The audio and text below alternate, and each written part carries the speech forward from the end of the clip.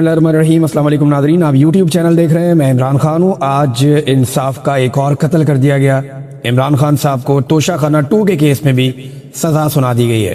पहले देखें हुआ क्या है, इसकी टाइमलाइन देख लें आप। इमरान खान साहब की जो वकला की टीम है उन्हें इन्फॉर्म किया जाता है रात को 8 बजे कि सुबह जनाब तोशाखाना वाला केस लगेगा। बार बार ये केस इससे पहले लगता रहा, कैंसिल होता रहा, तो कन्फर्मेशन थी नहीं, लेकिन रात को कंफर्म किया जाता है सुबह केस लगेगा, आप फटाफट पहुंच जाए। अब वकला जो है वो लाहौर में मौजूद है, कोई कहीं मौजूद है, तो सब लोग भागम दौड़ जो है वो कुछ भी करके, धुंध बहुत ज्यादा थी, इसके बावजूद इस्लामाबाद पहुंच गए। फैमिली को अंदर नहीं जाने दिया गया और मखसूस लोगों को अंदर ले जाया गया। वकला को भी अंदर नहीं जाने दिया गया, सिर्फ सलमान सफदर साहब को अंदर जाने की इजाजत मिली। अंदर उन्होंने क्या देखा और जो बाकी लोग हैं सोर्सेज वो क्या बताते हैं कि इमरान खान साहब और बुशरा बीबी जो है वो जो अदालत बनाई गई है अडियाला जेल में, वहां पे मौजूद थे। जज शाहरुख अर्जुमंद वो जज साहब की कुर्सी पे आकर बैठ गए और अभी इस केस के अंदर मजीद कुछ दलाइल और मजीद कुछ शवाहिद सुने जाने थे। यानी अभी केस बाकी था, ऐसा नहीं था कि केस मुकम्मल हो गया। पहले नॉर्मली ये होता है कि अदालत केस को सुनती है, दोनों तरफ के दलाइल सुनती है और दोनों तरफ के गवाहान को सुनने के बाद अदालत किसी नतीजे पर पहुंचती है और फैसला महफूज करती है। बाद में आकर फैसला सुना दिया जाता है, नॉर्मली ये होता है। लेकिन यहाँ पे बड़े अजीबोगरीब तरीके से और उजलत में अचानक जज साहब ने फैसला सुनाना शुरू कर दिया। जो ऐनी शाहिदीन है उनमें से कुछ ने ये बताया कि इमरान खान साहब को जब बुलाया गया तो इमरान खान साहब नहीं उठे और इमरान खान साहब मुस्कुरा रहे थे, वो बुशरा बीबी से बातचीत कर रहे थे और जज ने फैसला सुनाना शुरू कर दिया। इमरान खान साहब मुस्कुराते रहे और जज साहब फैसला सुनाते रहे। जज साहब का जो फैसला है ये टोटल 59 सफ़हात पर मुश्तमिल है और 32 इसके पैराग्राफ हैं और जज साहब ने इमरान खान को और बुशरा बीबी को 17 साल की मजीद सजा सुना दी है। लेकिन उन्होंने आखिरी पैराग्राफ में लिखा कि जनाब इनमें से एक खातून है और एक की उम्र ज्यादा है, लिहाजा मैं लिहाज कर रहा हूं। ये लिहाज करते हुए उन्होंने तोशाखाना से तोहफा लेने पर इमरान खान को और बुशरा बीबी को 17 साल सजा सुना दी। और ये बात याद रखिएगा कि तोशाखाना का केस ऐसे नहीं है। पहले तो आप ये देख लें कि सजा सुनाई और उसके बाद इमरान खान साहब के साथ मैन हैंडलिंग की गई उनकी एहलिया के साथ, और ये बात इमरान खान साहब की बहनों ने जो इन्फॉर्मेशन बाहर आई उसकी बुनियाद पर कहा कि उन्हें बाकायदा धकेला गया। वहां पे जेल के अंदर पुलिस की भारी नफरी वहां पे मौजूद थी और सलमान सफदर साहब को भी मैन हैंडल किया गया, उन्हें भी खींचातानी की गई ताकि इमरान खान साहब को ज्यादा पैगाम दे ना सके।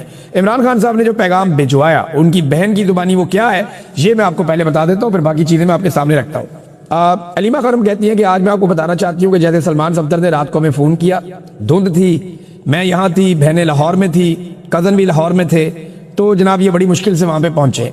और मीडिया को तो इस बात का इल्म है, लेकिन हम अपने नाजरीन को ये बताना चाहते हैं कि यहाँ नाका लगाया हुआ था, अंदर जाने नहीं दिया, और पिंडी की तरफ से तकरीबन 1 किलोमीटर पहले एक और नाका लगाया गया था और गोरखपुर की तरफ भी तकरीबन 1 किलोमीटर पहले नाका लगाया हुआ था और ये इस मकाम पर भी नाका लगा हुआ है जहाँ इस वक्त हम खड़े हुए हैं। फिर उन्होंने कहा पुलिस बहुत ज्यादा तैनात की गई है, जेल के दरवाजे से पहले ही लोगों को पंजाब पुलिस रोक रही है ताकि जेल के दरवाजे पर मौजूद पुलिस तक ये तकनीकी मौक़िफ़ इख्तियार किया जा सके कि फैमिली को अंदर कैसे भेजें, वो तो आए ही नहीं, वहां आएंगे तो भेजेंगे ना, लिहाजा फैमिली को करीब जाने ही नहीं दिया गया। फिर उन्होंने कहा जनाब कि हमें दोनों तरफ से घेर कर रोक लिया गया और ये कहा गया कि आज प्रोसिक्यूशन की जानिब से यानी सरकार की जानिब से रिबटल आएगा, उनकी जानिब से आज जवाब जमा करवाया जाएगा और सजा के बारे में फैसला शायद बाद में सुनाया जाए। फैसला बाद में आएगा, आज सिर्फ सरकार की बारी थी, प्रोसिक्यूशन की बारी थी। अच्छा, हमें यह भी जल्दी थी कि कहीं पे ये ना हो जाए कि अलकादर का केस लग जाए वहां पे हाई कोर्ट में। डोगर साहब 1 साल से ये केस नहीं सुन रहे, ये भी उन्होंने कहा। बहरहाल उन्होंने कहा जो सलमान सफदर के साथ हुआ वो पूरी तरह वादे नहीं हो सका। मैं आपको बताती हूँ कि आज वो बदतमीजी पर आए हुए थे, सलमान सफदर को भी जबरदस्ती धक्के दिए गए, बुशरा बीबी और इमरान खान के साथ भी जबरदस्ती की जा रही थी, यहाँ तक कि उन्हें तकरीबन घसीट कर बाहर ले जाने की कोशिश की गई। इस घबराहट की वजह यह थी कि कहीं सलमान सफदर की इमरान खान से कोई तफसीली गुफ्तगू ना हो जाए, इसीलिए अंदर जाते ही फौरन सजा सुना दी गई। इमरान खान को पूरी बात सुनने का मौका भी नहीं दिया गया, सजा सुनाकर जज उठकर चले गए। इसके बावजूद इमरान खान ने चंद पैगाम भिजवाए हैं और हमें वो पैगाम मिल गए हैं। सबसे पहले इमरान खान ने कहा कि उन्हें इस बात का बहुत ज्यादा दुख है कि उनकी बहनों और दीगर खवातीन के साथ जेल के बाहर जो सलूक हो रहा है। उन्होंने कहा काश हम सलमान सफदर के जरिए ये पैगाम अंदर भिजवा सकते कि आप हमारी फिक्र ना करें, कोई बात नहीं है, मजबूती के साथ खड़े हैं और आप भी मजबूती के साथ खड़े हैं, खवातीन भी खड़ी होती हैं, कोई खौफजदा नहीं है। फिर इमरान खान ने बताया कि जिस तरह यास्मीन, इमरान खान साहब ने जो जेल में कहा, उन्होंने कहा जी यास्मीन राशिद और मारंग बलोच के साथ जुल्म किया जा रहा है, जिस तरह बुशरा बीबी के साथ तन्हाई में सलूक किया जा रहा है, कहते तन्हाई में डाला हुआ है। इस पर भी उन्होंने खवातीन के हवाले से बात की। फिर उन्होंने अपना और बुशरा बीबी की सूरत हाल बयान करते हुए कहा कि उन्हें तन्हाई में रखकर शदीद ज़हनी अजियत दी जा रही है और इन दोनों के पास टीवी भी नहीं है जेल में। हालांकि जो शख्स जेल में जा चुका होता है वो जानता है कि जब कुछ करने को ना हो तो उसके पास कुरान पाक और किताबें मौजूद होती हैं, लेकिन इमरान खान साहब को जो है वो किताबें भी नहीं दी जा रही। पूरी जेल के बाद टेलीविजन देखने की सहूलत है, लेकिन इमरान खान को और बुशरा बीबी को ये सहूलत मैसर नहीं है। किताबों के लिए हमने जज अमजद साहब को बार बार कह रखा है, अब 2 हफ्ते हो चुके हैं, 11 किताबों की लिस्ट उनको दी थी, लेकिन किताबें इमरान खान साहब तक नहीं पहुंची। इमरान खान ने अपने साथ होने वाले तशद्दुद का जिक्र किया और कहा कि उनके साथ जो गैर इंसानी सलूक किया जा रहा है वो इंतहाई सख्त और नाकाबिले कबूल है। उन्होंने वाज़ेह तौर पर कहा कि उन्हें ज़हनी अजियत दी जा रही है। फिर उन्होंने तस्वीर के बारे में जिक्र किया जो इमरान खान साहब की इससे पहले वाली थी, उस पर उन्होंने बात की। लेकिन इमरान खान ने पाकिस्तान में कानून की हुक्मरानी और इंसाफ के निज़ाम पर बात की। उन्होंने कहा कि इस वक्त जो जजेस हक के लिए खड़े हो गए हैं वो पाकिस्तान के हीरोज हैं। याद रखें, तारीख में एक बाब 2007 में भी गुजरा था जब डिक्टेटर के साथ बहुत सारे जजेस खड़े हो गए थे जिन्हें पीसीओ जजेस कहा जाता था, जबकि जो जजेस उस डिक्टेटर के खिलाफ खड़े हुए थे उन्हें हीरोज माना जाता था और आज तक उन्हें हीरो ही समझा जाता है। आज भी वो जजेस जो इस निज़ाम के खिलाफ खड़े हैं, जिसे ये लोग दफन कर रहे हैं, और जो कानून की हुक्मरानी के लिए डटे हुए हैं जो जजेस, इमरान खान के मुताबिक वो पाकिस्तान के हीरोज हैं। और ये पीसीओ जजेस हैं जो हुक्मरानों के अहकामात पर फैसले लिख कर दे रहे हैं, जैसे कि आज जज ने लिख कर दिया। वही पीसीओ जजेस हैं। कौम को ज़मीर वाले जजेस और बेज़मीर जजेस में फ़र्क करना होगा। स्ट्रीट मूवमेंट में पाकिस्तान तहरीक इंसाफ कोशिशें कर रही है, वो जोर लगा रहे हैं कि कुछ ना कुछ करके जो स्ट्रीट मूवमेंट है वो मोमेंटम पकड़े, और इसके लिए मुख्तलिफ इलाकों में, खैबर पख्तूनख्वा में, बलूचिस्तान में, सिंध में मूवमेंट हो रही है। पंजाब में सुहेल अफरीदी का चक्कर लगाने के बाद कुछ मूवमेंट में बेहतरी आई है और उसके बाद आलिया हमजा साहिबा ने और दीगर लोगों ने मकामी सतह के ऊपर अवामी तहरीक शुरू करने के लिए जो स्ट्रीट मूवमेंट है जो चलनी है उसके लिए उन्होंने मोमेंटम बनाना शुरू किया है। लेकिन वो मोमेंटम जो 2024 में पाकिस्तान तहरीक इंसाफ के पास था वो अभी तक पाकिस्तान तहरीक इंसाफ के पास नहीं है। जो मौका उस वक्त अली अमीन गंडापुर साहब को मिला था उसका आधा मौका भी अभी सुहेल अफरीदी साहब को नहीं मिला। लेकिन जिस हिसाब से ये मोमेंटम आगे बढ़ रहा है ये बढ़ता जाएगा। खासतौर पे मज़ार कायद पे जो एक बड़ा प्रोग्राम करने का पाकिस्तान तहरीक इंसाफ फैसला कर रही है कि मज़ार कायद पे हाजिरी देंगे सुहेल अफरीदी साहब। अगर सिंध की हुकूमत ने रोड़े ना अटकाए तो 11 तारीख को एतवार वाले दिन मज़ार कायद पे बहुत बड़ी तादाद में लोग पहुंच सकते हैं, और इतनी बड़ी तादाद में लोग अगर वहां पे इकट्ठे हो गए तो पूरा एक जलसे का समा हो जाएगा। फिर वज़ीर आला सिंध ने भी ये कहा कि मैं दावत देता हूँ वो आए और मुझे भी मिले। तो सुहेल अफरीदी ने कहा मैं अपने लोगों से मिलने आ रहा हूँ, अपने लोगों को मिलूंगा और अपने लोगों के मसाइल लेकर वज़ीर आला से भी मुलाकात करूंगा उनके हल के लिए।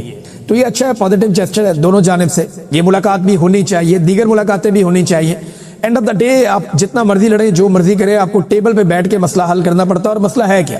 मसला है मैंडेट चोरी का, मसला है पाकिस्तान में जाली मुकदमात का, मसला है एस्टेब्लिशमेंट की लगातार और बेजा सियासत के अंदर और दीगर इंतजामी मामलात के अंदर मुदाखलत का। ये मसला अगर बैठ के सियासतदान और एस्टेब्लिशमेंट हल कर लें तो पाकिस्तान में बहुत पोटेंशियल है, पाकिस्तान बहुत तेजी से आगे बढ़ सकता है। नाज़रीन, बहुत सारे टीवी चैनल ना 2026 शुरू हुआ है तो वो सवालात ये कर रहे हैं टॉक शोज में, प्रोग्राम्स में, हर जगह पे, और ये ज्यादातर नजूमियों को बुला के प्रोग्राम्स कर रहे हैं क्या 2026 में इमरान खान रिहा हो जाएगा। एक तो नजूमियों बेचारों को बिल्कुल ही मायूस कर दिया गया है और बाउंड कर दिया गया है कि तुम में से किसी ने इमरान खान के बारे में कोई उम्मीद वाली ज्यादा बात नहीं कर दी। जो भी बात करना चाहता है आसिम मुनीर साहब की गेम चुको, शहबाज शरीफ और उसकी जो हुकूमत है उसको ऊपर उठाओ और ये बताओ कि जरा मुल्क बहुत तरक्की कर रहा है और प्रवास कर रहा है और ऊंची प्रवास की तरफ टेक ऑफ करने वाला है, तो इस किस्म की बातें तुमने करनी है। तमाम नजूमियों को बाउंड कर दिया गया। अब सवाल ये पैदा होता है जो बार बार पूछा जा रहा है सवाल, वो सवाल जायज है या नहीं। 2025 जब आ रहा था तो ये सवाल किया जा रहा था कि क्या 2025 में इमरान खान रिहा हो जाएंगे। 2026 जब आ रहा है तो सवाल किया जा रहा है कि क्या 2026 में इमरान खान रिहा हो जाएंगे। सवाल ये होना चाहिए कि क्या 2025 में या 2026 में फौज सियासत में किरदार अदा करना बंद कर देगी, क्या अदलिया पे और मीडिया पे दबाव डालना बंद कर दिया जाएगा। सवाल तो ये होना चाहिए। 2025 भी इमरान खान का था, सब जानते हैं। 2024 में तो इमरान खान ने क्लीन स्वीप किया पाकिस्तान के इलेक्शन में, और अगर इमरान खान की रिहाई का तो सबसे बड़ा इम्कान था जिसका हम सब ने इजहार भी किया तो वो 2024 में था, 26वीं आईनी तरमीम से पहले। इमरान खान साहब की रिहाई का सबसे बड़ा इम्कान आज से 1.5 साल पहले था, क्योंकि देखिए ना 2024 का इलेक्शन इमरान खान जीत गए थे, मैंडेट उनका था, चोरी कर लिया गया था, एक इंटरनेशनल और अंदरूनी दबाव था बहुत बड़ा उस वक्त हुकूमत के ऊपर। डोनाल्ड ट्रंप के साथ इनकी गुड्डी भी नहीं चढ़ी थी, तो वो हालात जो है वो सबसे ज्यादा मुवाफिक थे और अदालत भी कुछ हद तक आजाद थी। तो ये उम्मीद की जा रही थी कि 2024 के इख्तिताम तक इमरान खान साहब रिहा हो जाएंगे, और ये बज़ाहिर दिखाई भी दे रहा था। बहुत सारे जर्नलिस्ट, बहुत सारे वकला ये बात कर रहे थे, बल्कि तारीखें दे रहे थे, और हम ये खबरें भी आपको बता रहे थे, फलां ये कह रहा है, फलां ये कह रहा है, फलां ने ये दावा किया है। लेकिन जब 2024 में ये नहीं हुआ और 26वीं आईनी तरमीम आ गई, तो उसके बाद मामला इमरान खान साहब ने कहा कि सड़कों पर ही हल होगा अब, और आज भी यही सूरत हाल है। अवाम ही फैसला करेगी। जब तक अवाम लाठी अपने हाथ में नहीं थाम लेती, तब तक ये भैंस अवाम के कंट्रोल में नहीं आएगी। जिसकी लाठी उसकी भैंस, सादा सा बात है। अब 2025 भी इमरान खान का था, यानी इमरान खान का साल रहा। पूरे साल में इमरान खान डिस्कस हुआ। 2026 के पहले दिन सबसे ज्यादा इमरान खान डिस्कस हुआ। आप इंटरनेट में सर्च कर लें, आप हर जगह पे जाकर देख लें कि पाकिस्तान में सबसे ज्यादा डिस्कस कौन होता है, सबसे ज्यादा सर्च कौन होता है, इमरान खान होता है। आपको नजर आ जाएगा, आपको सारे बता देंगे कि इमरान खान क्या है और कितनी ज्यादा उसकी मकबूलियत है। लिहाजा 2026 भी बज़ाहिर ऐसा लगता है कि इमरान खान बाहर आए या ना आए, ये ज्यादा इंपॉर्टेंट नहीं है। ज्यादा इंपॉर्टेंट ये है कि क्या इमरान खान को डील करेंगे, वो तो कहते हैं मैं नहीं करूंगा। दूसरा, क्या इमरान खान इर्रेलेवेंट हो जाएगा, वो तो 2025 में भी कह रहे थे, नहीं हो पाया। आसिम मुनीर साहब के 3 साल नौकरी के गुजर गए, उन्होंने फिर एक्सटेंशन ले ली। जो अपने पहले 3 साल में वो इमरान खान को इर्रेलेवेंट नहीं कर पाए, तो ये अगले जो उन्होंने इस एक्सटेंशन के साथ लिए, उसमें वो क्या इर्रेलेवेंट करेंगे, वो नहीं हो पाएगा। इमरान खान रेलिवेंट ही रहेगा। और देखें अब ये हुकूमत कर क्या रही है, ये हुकूमत ये कर रही है कि फौरी तौर पे इन्होंने तमाम तरक्याती मंसूबे रोक दिए। जब ये इक़्तिदार में आए ना 2023 में, इन्होंने तरक्याती मंसूबे रोक दिए थे। 2024 में इन्हें दोबारा इक़्तिदार मिला, इन्होंने फिर तरक्याती मंसूबे रोक दिए। तो ये पैसा जितना भी आवाम की जेबों से चोरी कर रहे हैं या जितना भी बाहर से कर्जा ला रहे हैं, उसको जमा कर करके दिखा रहे हैं कि जनाब देखिए हम कौमी खजाना भर रहे हैं, और बाद में इस पैसे को रिश्वत के तौर पे इस्तेमाल करेंगे, सियासी रिश्वत के तौर पे अचानक से अवाम में पैसा निछावर करेंगे। तो ये बात ये लोग ज़हन में रखें कि ये इलेक्शन से पहले अरबों रुपए अभी बहा देना, इसके बावजूद लोगों ने इनकी बात नहीं सुननी। क्योंकि अब पाकिस्तान में जो इलेक्शन है, मैं साफ बात आपसे